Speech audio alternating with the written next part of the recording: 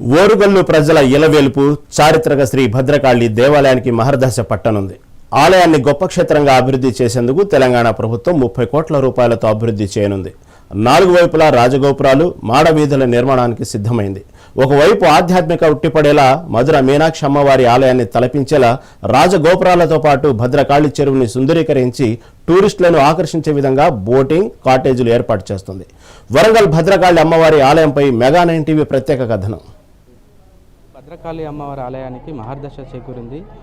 భద్రకాళి అమ్మవారి దర్శనానికి వచ్చే భక్తుల రద్దీని దృష్టించుకొని భద్రకాళి ఆలయాన్ని విస్తరించాలి, ఆలయాన్ని డెవలప్ చేయాలని ప్రభుత్వం సంకల్పించి ఈ మధ్య కాలంలో 30 కోట్ల నిధులు వెచ్చించి భద్రకాళి ఆలయం చుట్టూ 4 రాజగోపురాలతో పాటు మాడవీధుల నిర్మాణం కోసం రాష్ట్ర ప్రభుత్వం శ్రీకారం చుట్టింది. ఈ నేపథ్యంలోనే భద్రకాళి ఆలయం అభివృద్ధి చెందడం పట్ల భక్తులు కూడా ఒకంత సంతోషిస్తున్నారు. గత ప్రభుత్వాలు ఆలయాన్ని విస్మరించాయి పూర్తి స్థాయిలో కూడా. కానీ ఇప్పుడు ఈ ఆలయాన్ని డెవలప్ చేయడం పట్ల, రాజగోపురాల నిర్మాణంతో పాటు 4 మాడవీధుల నిర్మాణం చేపట్టడం పట్ల భక్తులు పూర్తి స్థాయిలో హర్షం వ్యక్తం చేస్తున్నారు.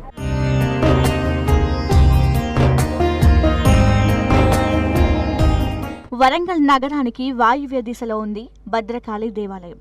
కాకతీయ రాజుల కాలంలో నిర్మించిన పురాతన శక్తివంతమైన ఆలయాల్లో ఒకటి. సుమారు 625 ఏడీలో చాళుక్యులచే నిర్మించిన ఈ ఆలయాన్ని కాకతీయ చక్రవర్తులు దీనిని పునరుద్ధరించారు. ఈ ఆలయంలో కొలువైన భద్రకాళి అమ్మవారు ఉగ్ర రూపంలో దర్శనమిస్తారు. అమ్మవారి విగ్రహం అద్భుతమైన శిల్పకళతో చెక్కబడిన ఏకశిలా రూపం.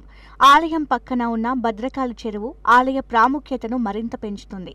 ఈ చెరువు కాకతీయుల కాలంలో వ్యవసాయానికి, తాగునీటికి ప్రధాన వనరుగా ఉండేది. ఈ ఆలయం 2 తెలుగు రాష్ట్రాల్లోనే కాకుండా దేశవ్యాప్తంగా భక్తులను ఆకర్షిస్తుంది.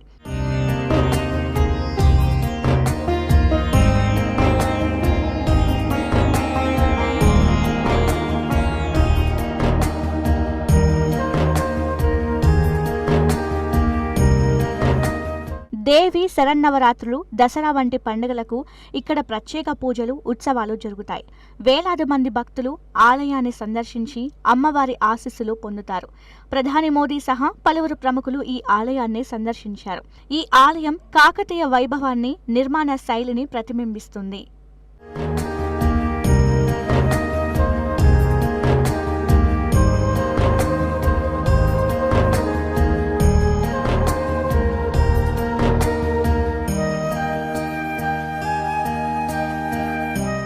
అత్యధికంగా ఈరోజు శుభముహూర్తాలు కూడా ఉన్నాయి కాబట్టి పెళ్ళిళ్ళకి వచ్చిన వాళ్ళు అధికంగా అత్యధికంగా జనంగా ఉండడానికి కారణం ఏంటంటే ఏకాదశితో కూడుకున్న శుక్రవారం వచ్చింది కాబట్టి జనం అధికంగా దర్శనం చేసుకుంటున్నారు.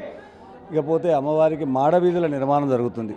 అమ్మవారికి మధుర మీనాక్షి ఏ విధంగా అయితే దేవాలయం ఉందో ఆ విధంగా అమ్మవారికి 4 పక్కల 4 గోపురాలతోని, అమ్మవారికి ముందు పక్క మనకు మెయిన్ రోడ్డు పై 7 అంతస్తుల మేడ, మరియు అమ్మవారికి చెరువులో 9 అంతస్తుల మేడతోని రాజగోపుర నిర్మాణాలు, 4 దక్షిణానికి, ఇటు ఉత్తరానికి కూడా 4 పక్కల 4 గోపురాలు, మరియు వేద పాఠశాల కూడా కొత్తగా నిర్మాణం జరుగుతుంది.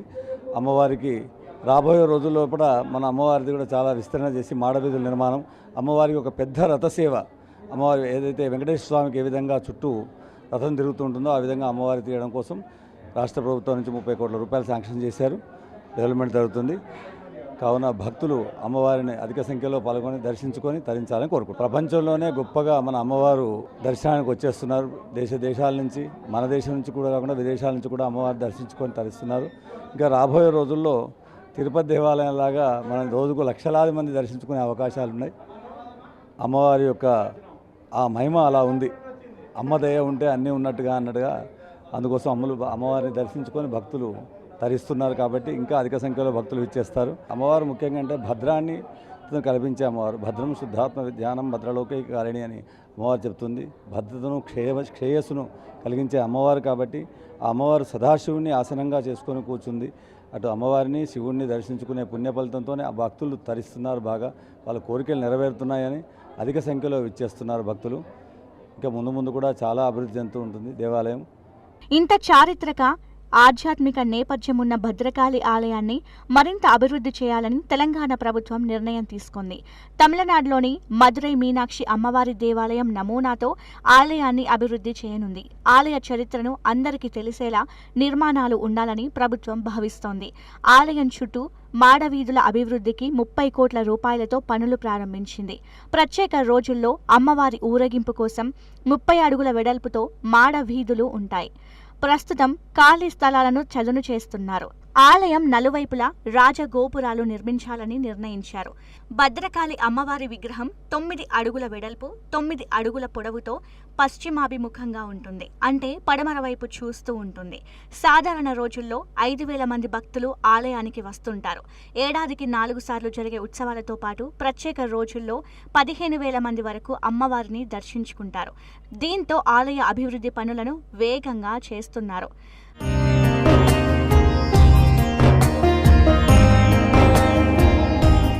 1986లో దక్షిణ భారత ఆలయాల సంప్రదాయాల ప్రకారం ఆలయ శిఖరం మహామండపం నిర్మించారు. దాదాపు 4 దశాబ్దాల తర్వాత ఇప్పుడు ఆలయంలో అభివృద్ధి పనులు జరుగుతున్నాయి. ఆలయ చరిత్ర అందరికీ తెలిసేలా నిర్మాణాలు ఉండాలని ప్రభుత్వం భావిస్తోంది. ప్రధాని మోదీ అమ్మవారిని దర్శనం చేసుకున్నాక దేశవ్యాప్తంగా ఆలయ విశిష్టత మరోసారి చర్చనీయాంశంగా మారింది. ఈ నేపథ్యంలోనే రాష్ట్ర ప్రభుత్వం కూడా చాలా ప్రతిష్టాత్మకంగా తీసుకొని ఆలయ అభివృద్ధికి పూనుకుంది. భద్రకాళి దేవాలయం వరంగల్ మహానగరంలో హన్మకొండ జిల్లాలో అతి పురాతనమైన చారిత్రక ప్రాధాన్యత కలిగిన అద్భుతమైన కాకతీయుల కంటే పురాతనమైన ఈ దేవాలయంలో భద్రకాళి అమ్మవారు వేంచేస్తున్నారు. ఆ తల్లి అనునిత్యము ఒక దైవం కూర్చున్నట్టుగా, ఒక మనకు కళ్ళకు కనిపించేట్టుగా, చూసిన వాళ్ళు అనుభూతి పొందే విధంగా ఆ తల్లి ఇక్కడున్నారు. ఆ తల్లిని ఎంతోమంది, ఎన్ని వేల మంది, లక్షల మంది భక్తులు ప్రేమగా అమ్మను కొలుస్తూ వస్తున్నారు. మరి ఈరోజు భద్రకాళి అమ్మవారి దేవాలయానికి మన శ్రీయుత ఎమ్మెల్యే నాయన్ రాజేందర్ రెడ్డి గారు, శ్రీమతి కొండా సురేఖ మేడం గారు, మరి వీరి యొక్క ఇదితో మన సీఎం గారి ఫండ్స్ నుంచి రేవంత్ రెడ్డి గారి ఈ అధ్యక్షతన వారి ద్వారా మరి ఎస్డిఎఫ్ ఫండ్స్ నుంచి 20 crores మరియు 10 crores కూడా ఫండ్స్ నుంచి చుట్టూతా మాడవీధుల నిర్మాణానికి మరి నిధులు ఏర్పాటు చేయడం జరిగింది.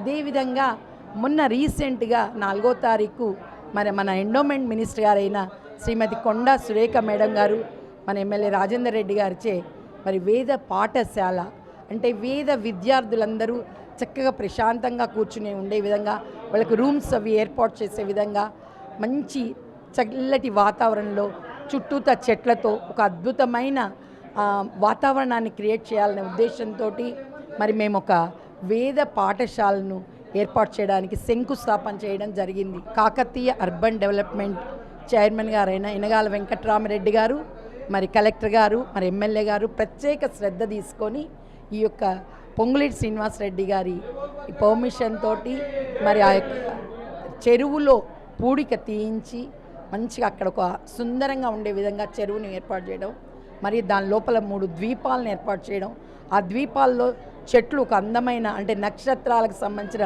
చెట్లను ఏర్పాటు చేయడం చేస్తున్నారు.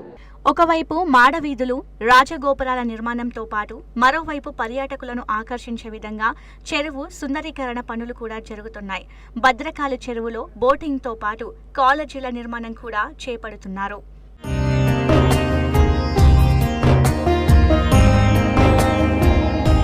ఒకవైపు ఆలయ అభివృద్ధి కోసం ఆలయం 4 వైపులా 4 రాజగోపురాలతో పాటు మాడవీధుల నిర్మాణం ఒకవైపు, మరోవైపు టూరిస్టులను ఆకర్షించే విధంగా భద్రకాళి చెరువును పూర్తి స్థాయిలో సుందరీకరించి దాంట్లో కూడా కాటేజీల నిర్మాణం చేపట్టాలని చెప్పి ప్రభుత్వం ఇప్పటికే నిర్ణయించి దానికి సంబంధించిన పనులు కూడా చకచకా జరుగుతున్నాయి.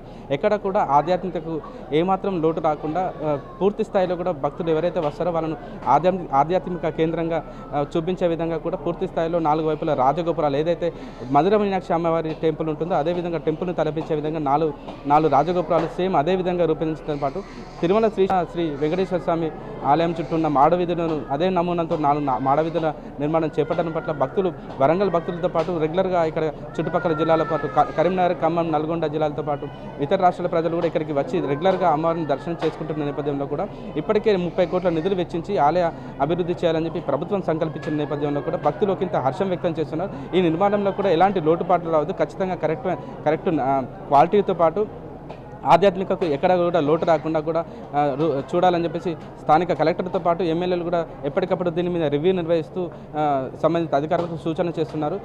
చూడాలి ముందు ఇప్పుడు ఈ విధంగా కొనసాగుతున్న భద్రకాళి ఈ ఏదైతే మాడవీధుల నిర్మాణంతో పాటు రాజగోపురం నిర్మాణం, దాని తర్వాత భద్రకాళి చెరువులో ఉన్న సుందరీకరణతో పాటు ఇప్పటికే ఒకవైపు భద్రకాళి చుట్టూ ట్యాంక్ బండ్ వచ్చింది, మళ్ళీ దాన్ని సుందరీకరించి దాంట్లో భక్తులకు టూరిజం పెంపొందించే విధంగా దాంట్లో కాటేజీల నిర్మాణం కూడా చేపడుతున్న తరుణంలో కూడా వరంగల్లో ఉన్న భక్తులతో పాటు స్థానికులు కూడా హర్షం వ్యక్తం చేస్తున్నారు.